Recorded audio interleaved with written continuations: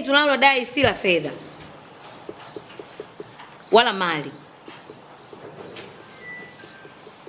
Tunadai haki na ukweli.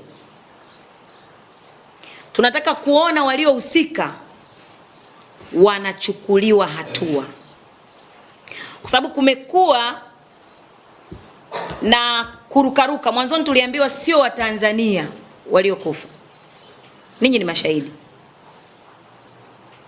Tuliambiwa ni kikundi cha watu kutoka nje wamekuja kufanya vurugu kwenye nchi yetu, si ndio? Baadaye tukaambiwa nguvu walioitumia na sisi mlitaka tuwalipe nini, tumewalipa nguvu ile ile waliotumia, yani sawa sawa na walivyokuja.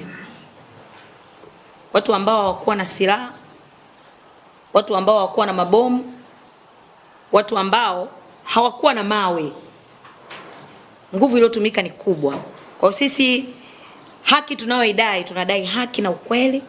Tunataka kuona wahusika wanachukuliwa hatua na vifo vya waume na watoto wetu vinapata ufumbuzi.